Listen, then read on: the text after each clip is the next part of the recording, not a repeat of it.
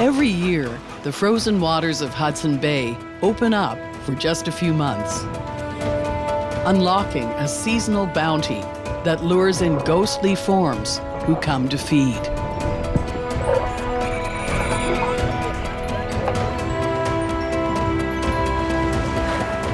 As winter releases its frozen grip, the surrounding land transforms into a vast wetland teeming with life. Thousands converge here to reap the summer's abundance, while the very survival of others is under threat.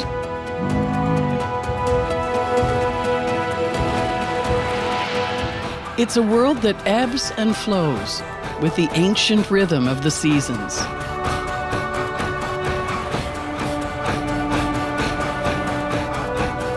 A rhythm now in distress in the face of unprecedented climate change.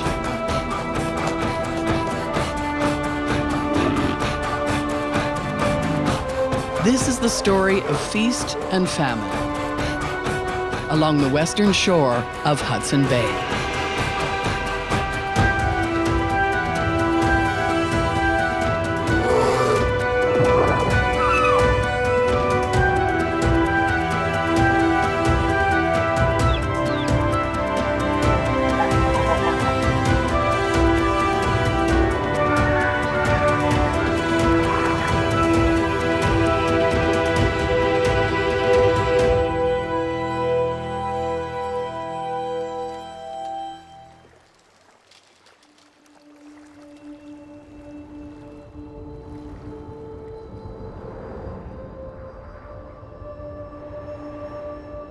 Mighty Hudson Bay cuts through the Canadian North, extending the Arctic's icy reach deep into the continent. Nowhere else on the planet does the polar sea ice extend this far south of the Arctic Circle.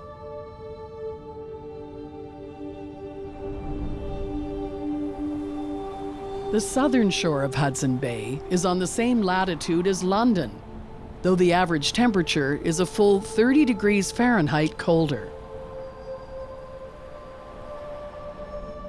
Hudson Bay is frozen over from December to June.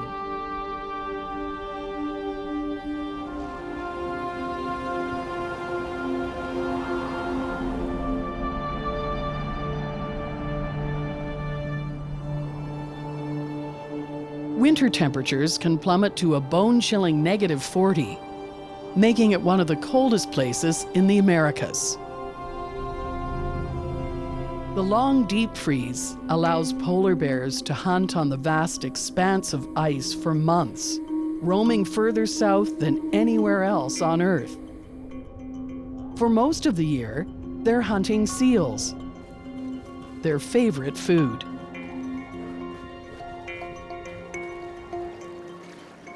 But now, it's July. The Arctic summer is finally here.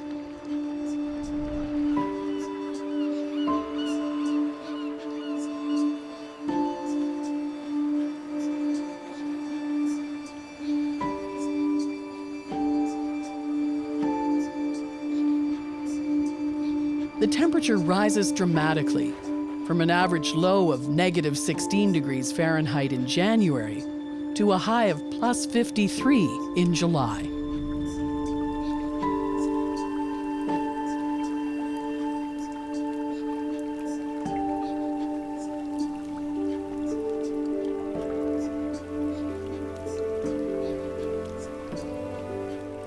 Huge chunks of sea ice wash ashore and shrink away in the summer sun.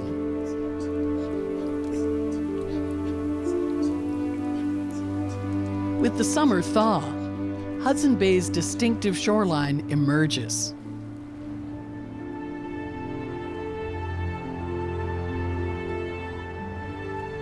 This is the estuary of the Churchill River, which flows about 1,000 miles from its headwaters in central Saskatchewan. The shoreline comes to life with the summer thaw, Creatures from as far away as Antarctica make an annual pilgrimage to take advantage of the brief but bountiful warm season.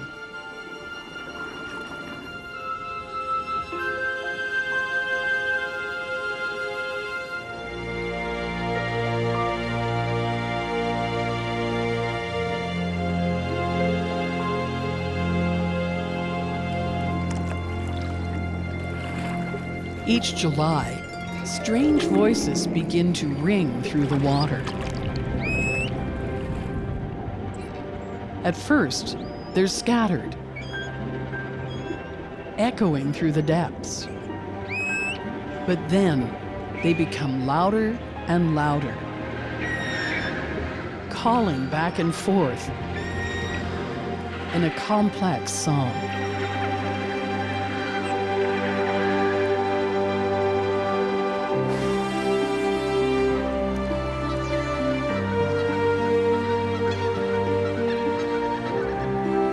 The beluga whales of Hudson Bay return to their summer home.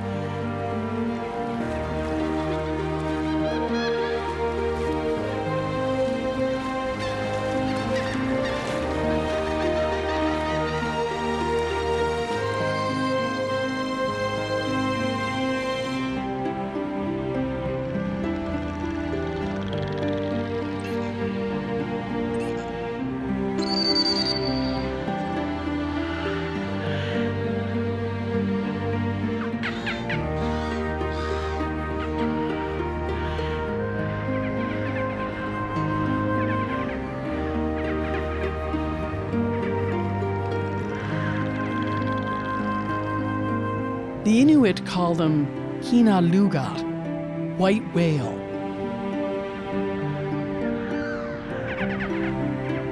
Their skin is so starkly white, it seems almost incandescent in the dark water. In the spring, the belugas leave their winter homes in Hudson Strait and the Atlantic Ocean and begin heading southwest.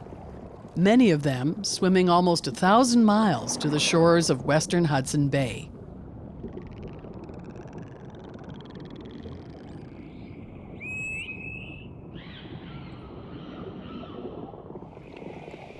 Over the coming weeks, around 57,000 belugas will congregate here, over a quarter of the total estimated population and the largest single gathering of belugas anywhere in the world. They come seeking warmer water and rich feeding grounds.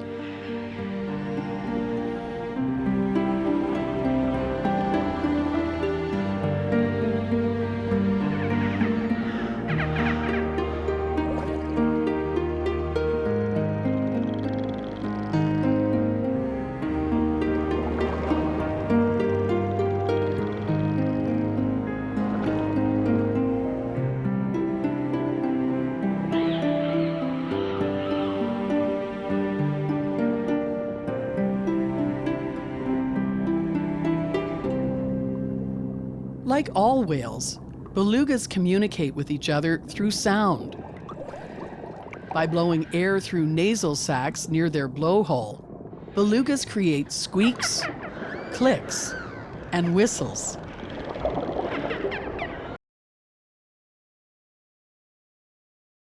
Sounds that their songs have earned them the nickname canaries of the sea. The bulb on the beluga's head focuses sound waves into a beam, which bounces off objects all around the whale. Sound moves faster and further in water than in air, and belugas can sense the size and shape of objects up to 30 miles away. Up close, a sonic survey quickly distinguishes friend from foe. Belugas have been migrating here for thousands of years, but now their summer home in Hudson Bay is changing. Global warming means less ice, increasing the human reach of shipping and industry. This deafening new presence poses a real threat to a species that relies on sound for navigation, to find food, and to detect predators. As it becomes more difficult for them to communicate, the future of these whales is uncertain.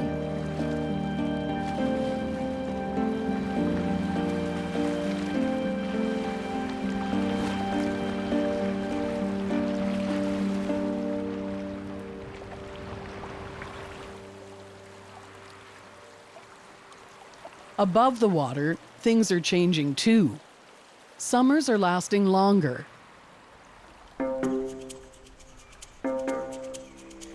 These harbor seals have spent the entire winter here. They enjoy an afternoon nap in the warming rays of the sun. While very agile swimmers, they're cumbersome on land. Always on the lookout for polar bears.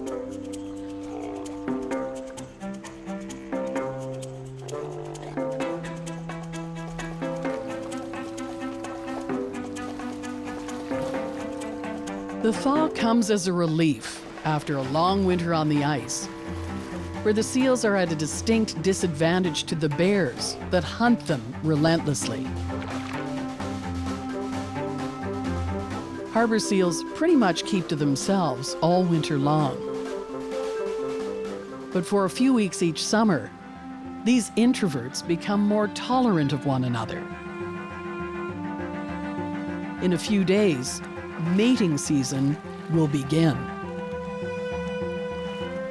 These two males are waiting for the females to come into estrus. Their play is a form of competition. They can swim up to 12 miles per hour.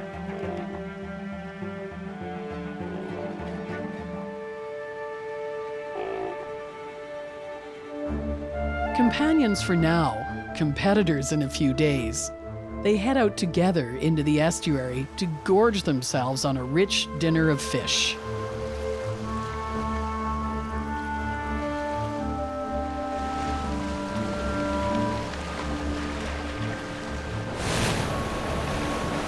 Life in the Churchill River estuary is governed by the tides. Twice a day as the water recedes, this landscape dramatically transforms.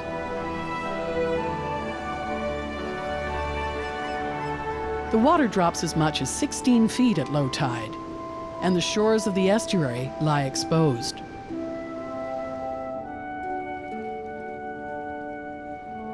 With the low ebb, an enormous summer buffet awaits. Sandhill cranes return to western Hudson Bay after wintering in the American South and Mexico. They take advantage of the shallow water. For much of the year, cranes enjoy a mostly vegetarian diet. But summer is their season of indulgence.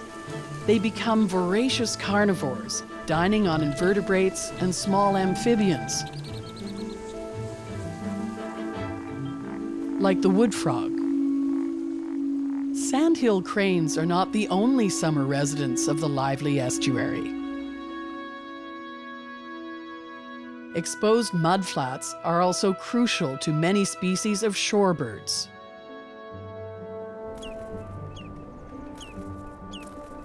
This greater yellowlegs is built for water, so a tree landing is a clumsy enterprise. The bird migrated with thousands of others over 2,500 miles from South America to share in the rich bounty the Arctic offers every summer. It's a long trip to make for a diet of worms, snails, and small crustaceans, but it's worth it. The yellowlegs finds its food by feeling with its long, probing beak.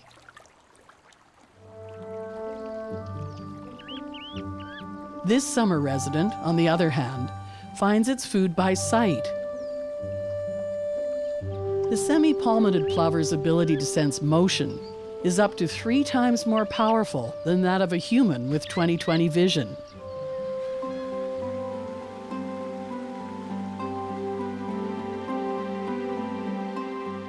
The ebb and flow of the tides provide an ever-changing food source for the 250 species of birds that call the Churchill River estuary their summer home.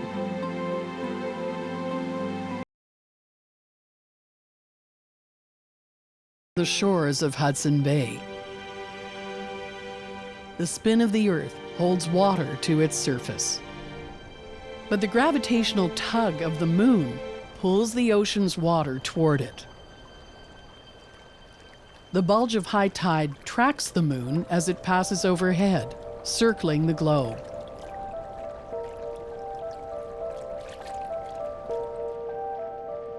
And now the water is once again on the rise.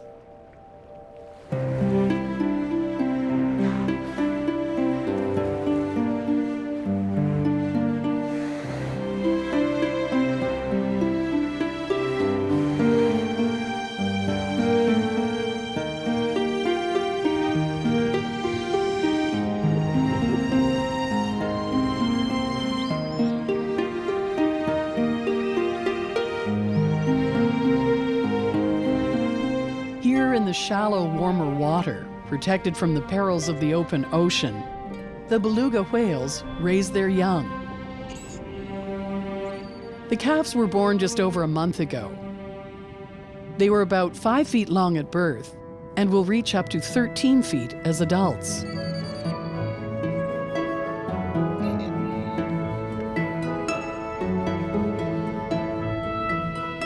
Their brownish gray will turn snowy white around 5 or 6 years of age.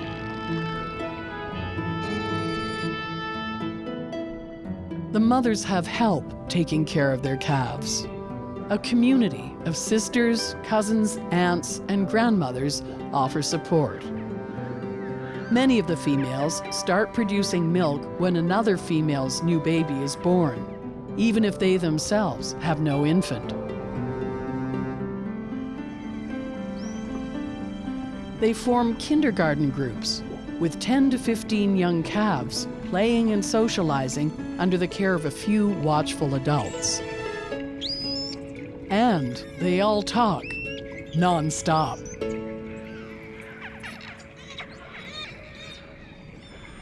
Their system of communication is complex, hinting at a level of intelligence we are only beginning to understand. But they're not born with this ability to chirp, squeak, and whistle. Just as human babies aren't born knowing how to speak, belugas can only make barely audible sounds soon after birth. They must learn the repertoire of sounds from their elders. The Churchill River estuary is a summer school for these young whales.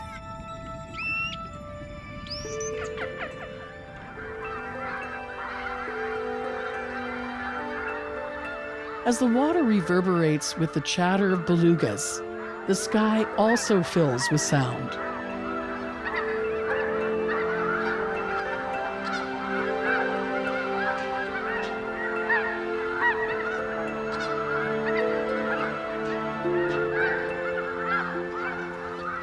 Thousands of snow geese arrive from their wintering grounds in the southern United States to feed and breed.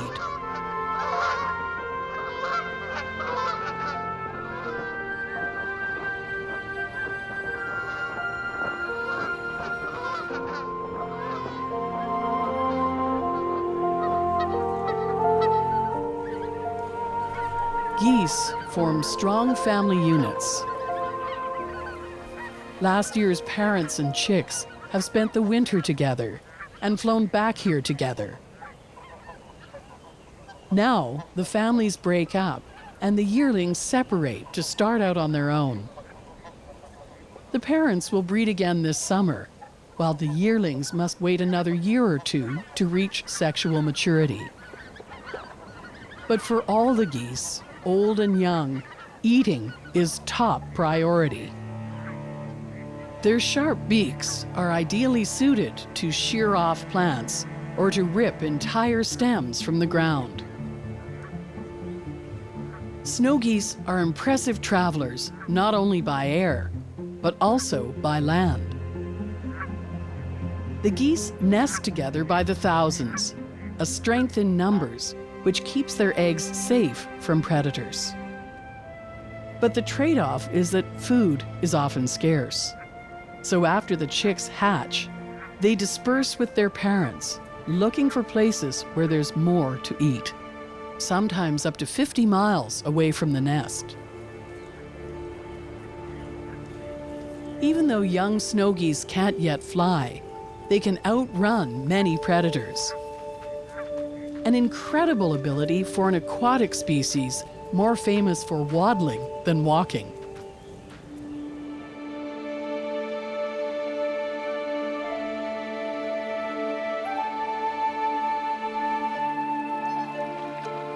Like the snow geese, tundra swans also come to the estuary to breed and to teach their young the basics.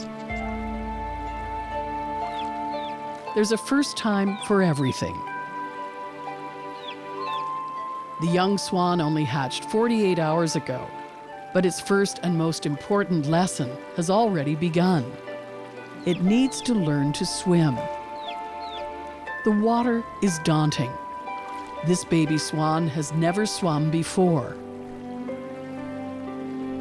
Instinctively, the parents know that the summer will soon be over, and their young have a steep learning curve if they want to survive the long and dangerous migration south.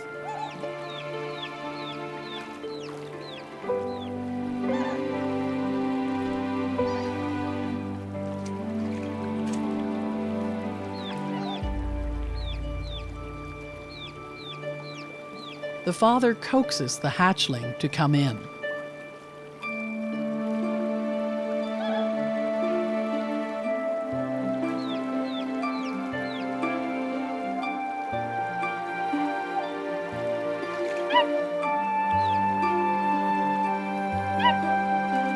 The cygnet still doesn't seem convinced.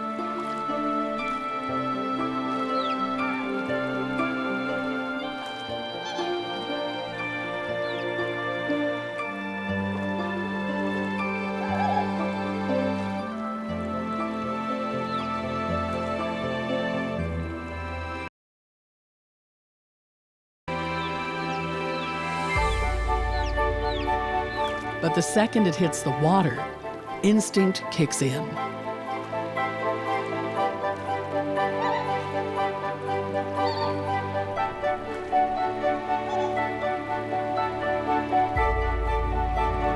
Now the whole family, parents and 3 chicks, go on their first excursion.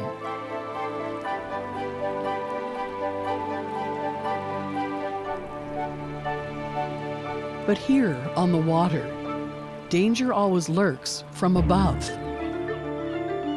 The ever-present gulls keep an eye on the young swans. They are still light enough to be carried away, making for a perfect meal.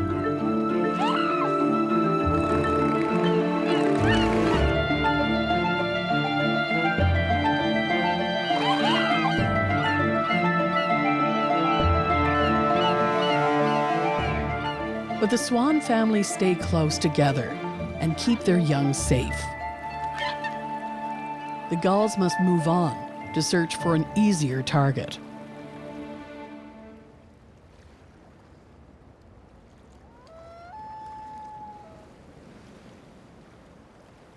The haunting cries of Pacific loons carry across the estuary. The birds spend most of the year on North America's west coast, from as far north as Alaska to Baja, Mexico in the south.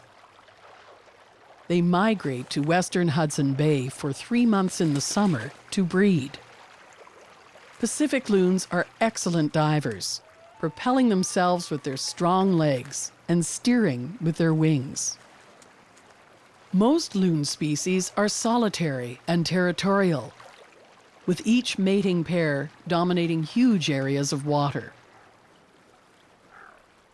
Pacific loons are more social than other loons, sharing space and sometimes even fishing grounds.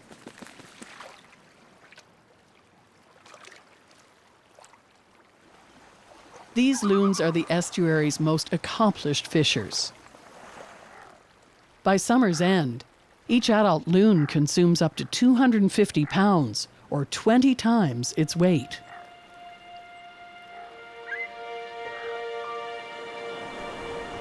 And the biggest catch of the summer is about to arrive. Not just for the loons, but also for belugas, seals, and other water residents of the estuary.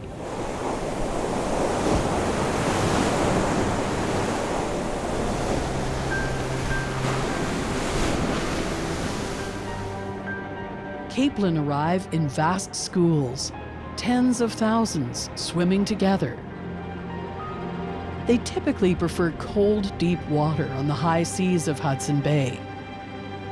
But now, they migrate into the shallow, warmer waters of the estuary to lay their eggs. And for these capelin, these beaches are a treacherous run to reach. Pods of belugas descend on the tasty little fish.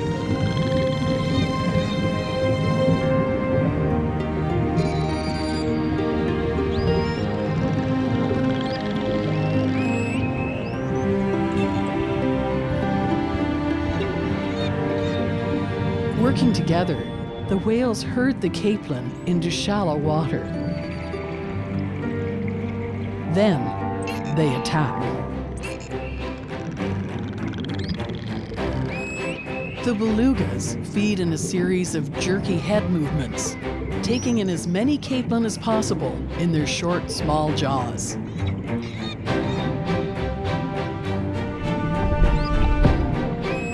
The panicked capelin stay as close as possible to the rocky bottom to avoid the whale's deadly attack. They're small, less than 8 inches long. But these bite-sized fish provide beluga whales with vitamins and nutrients in their fatty flesh.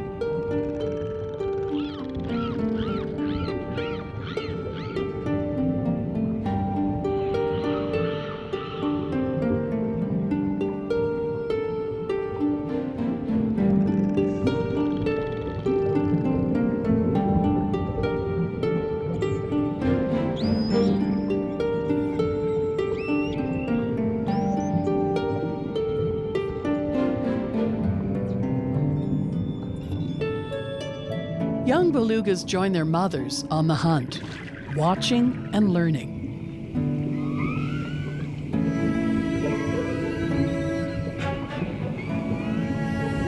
This youngster still relies on its mother's milk for food.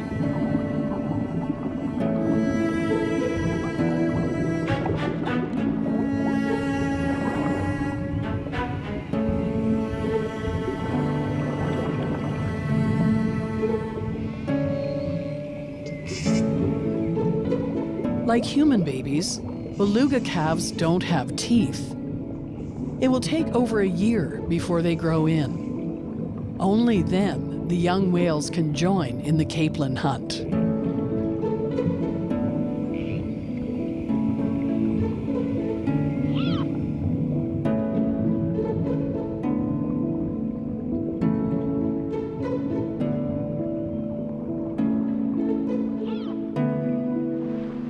The feeding continues for days as over 50,000 belugas gorge on the clouds of capelin pouring into the estuary.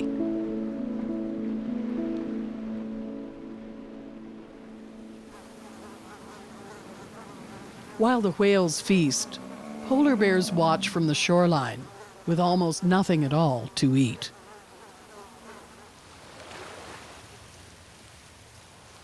Polar bears are the world's largest land carnivores. More than 1,000 of them thrive here on the western shores of Hudson Bay, the most southern extent of the species range.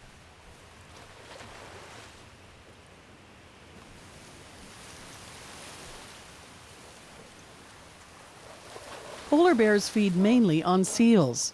In the winter, they hunt them out on the ice. In the summer, when the ice is gone, the seals are faster swimmers and harder to catch. So the end of winter means one thing: hunger and sleep.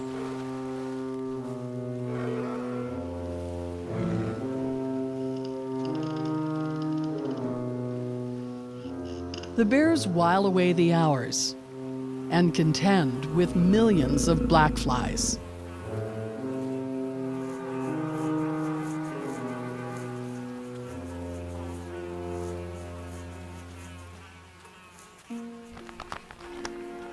It's a tough time of year for the bears, and in the face of climate change, it's only getting tougher.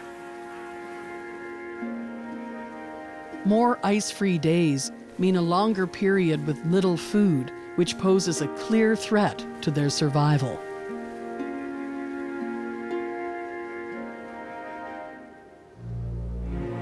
Throughout the Arctic, polar bears are solitary predators, hunting alone and keeping their distance from other bears.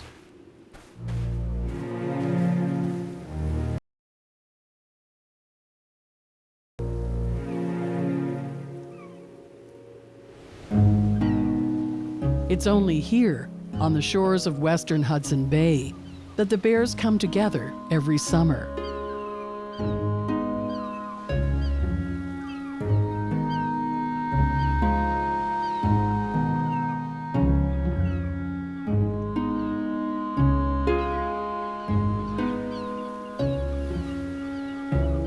Some of these bears might not have seen another of their kind for the entire year. Still, they recognize each other, as polar bears have exceptionally good memory, and some males create strong, lasting bonds.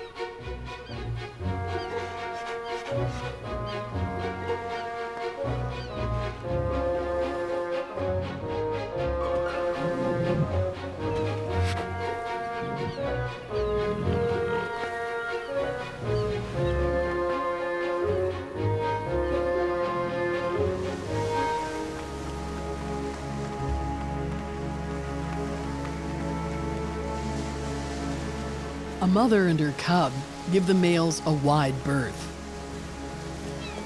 Cannibalism is common among polar bears. Male bears can prey on cubs. This mother takes no chances. Staying downwind, she sniffs the air, trying to read the mood they're in. But the males pay her no mind. Polar bears are famous for being fierce predators, but they also have a playful side. These two males don't seem very fearsome now. The cool water offers welcome relief from the hot summer sun.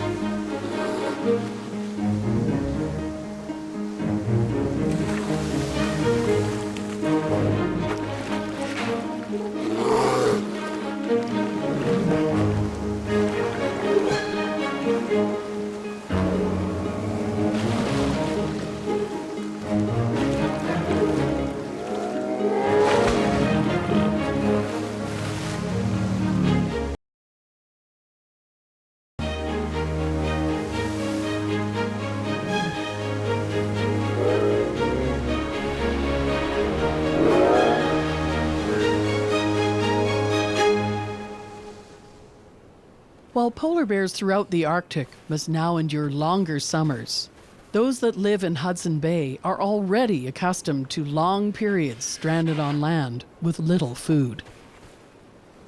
This has been their way of life for generations. The bears in western Hudson Bay are currently unable to hunt seals for about 150 days each summer. If that threshold is pushed by just 30 more days, up to 50% of young bears could die of starvation. Their ice-free diet is a steady routine of grass, seaweed, bird eggs, and geese. But this varied summer menu is no nutritional match for one good fatty seal.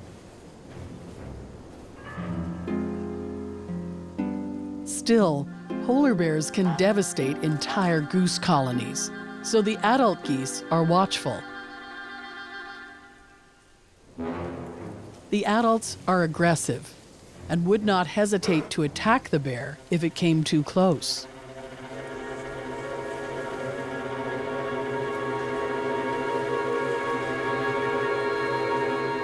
The polar bear weighs the investment of its energy against the return of a small goose, and this time makes no pursuit.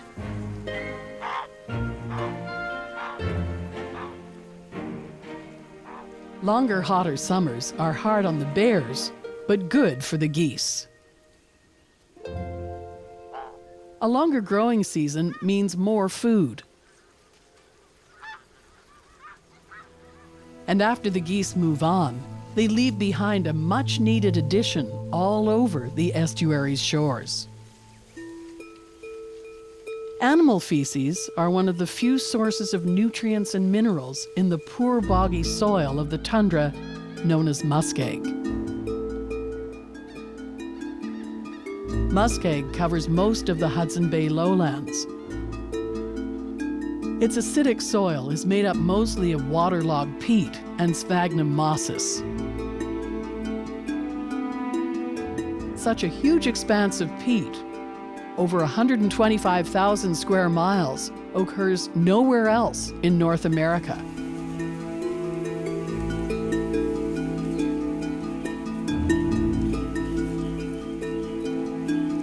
Arctic arnica, moss campion, and Labrador tea all call the boglands home. Although the common butterwort might look dainty, it's anything but. The soil it's growing in is so poor in nitrogen, it has devised its own strategy to supplement its diet. It has turned carnivorous. Its bright yellow-green leaves exude a sticky fluid which attracts unsuspecting insects. Once an insect gets trapped, enzymes digest the prey alive. Across the stony tundra, Lapland rosebay forms a lush blanket of pink stretching to the horizon. This plant is as rugged as it is beautiful. It's so well adjusted to these harsh lands, it cannot grow in warmer climates. Western Hudson Bay is also home to the most dainty of flower families, the orchids. The round-leaved orchid is an unusual representative of its kind. It's tough as nails, able to withstand the frigid Arctic winds. It thrives in moist and mossy areas in the sphagnum bogs. Its cousin, the northern lady slipper, prefers it sandy and tends to grow on exposed gravel ridges. But whether the bed is sandy, gravelly, salty, or rocky, underneath, there's peat. Once thought to be a barren wasteland, it's now understood that these peatlands are crucial to life on Earth. They help regulate our climate.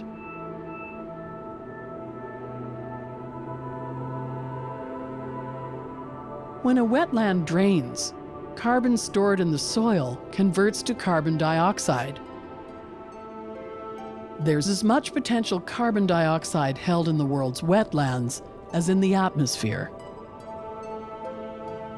The peatland ecosystem is the most efficient carbon sink on the planet.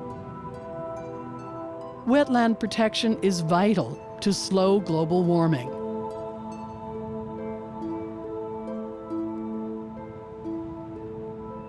And there's yet another crucial function muskeg performs. It also filters toxic chemicals from water systems. The Hudson Bay watershed is the second largest in North America. The lakes and rivers covering over 1.5 million square miles drain into Hudson Bay from as far west as the Rocky Mountains. This land contains most of Canada's agricultural industries. Anything dumped into the water, including runoff from cities, pesticides from farms, and over-fertilized fields, eventually ends up in Hudson Bay. Muskeg filters out these poisons. But this fragile environment is under threat. Vast summer algal blooms threaten to choke out all other plant life in the waters that flow into Hudson Bay, disrupting the muskeg's delicate balance. The survival of animal life in the estuary depends on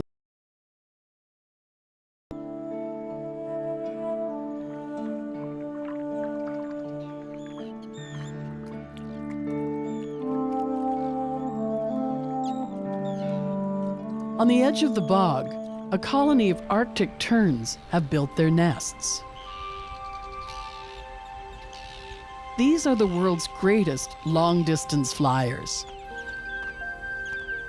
They make an astonishing journey on a flight path of over 22,000 miles, from the Arctic to the Antarctic, and back again within a single year.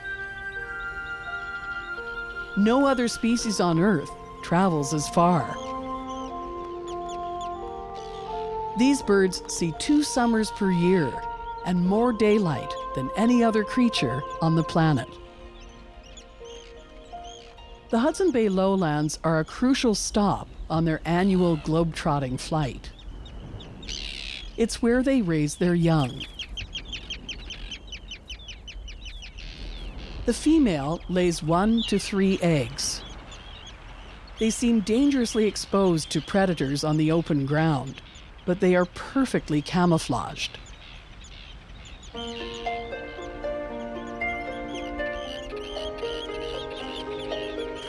Arctic terns are caring parents, and both incubate the eggs. 3 or 4 weeks later, the chicks hatch.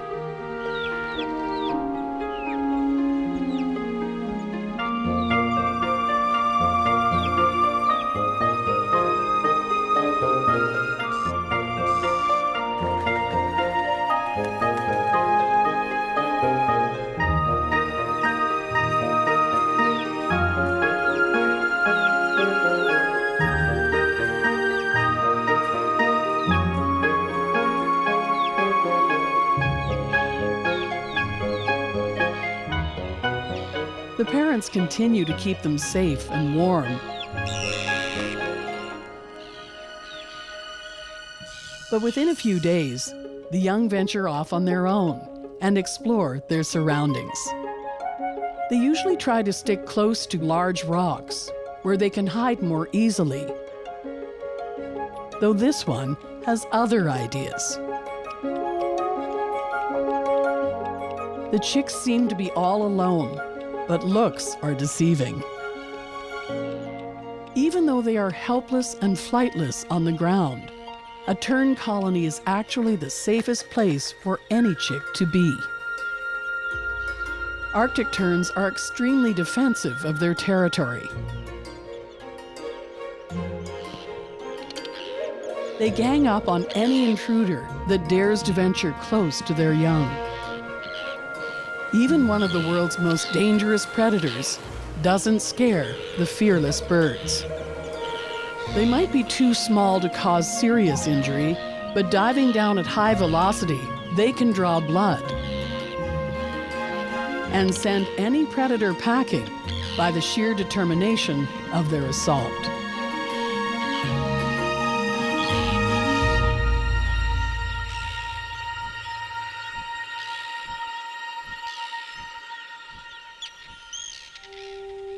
The short summer will soon be over, and the terns will once again make their long journey south. The shores of western Hudson Bay will fall silent again. The swan family is also getting ready to migrate south. The days when the young cygnets were scared of the water seem long forgotten.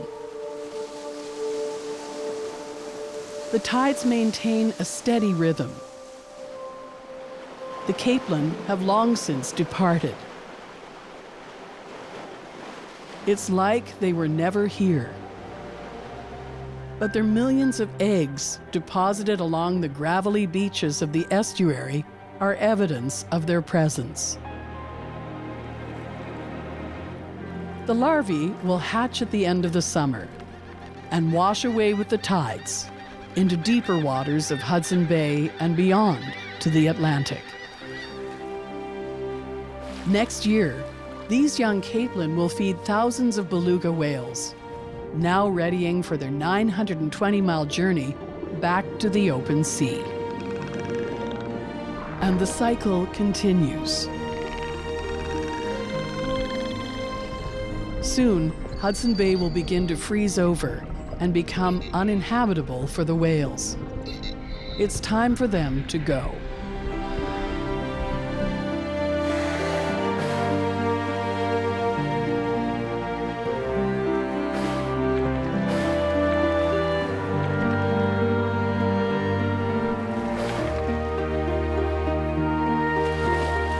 Soon it will be time for the polar bears to go too.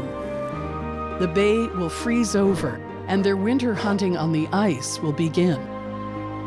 A rhythm that has continued for generations.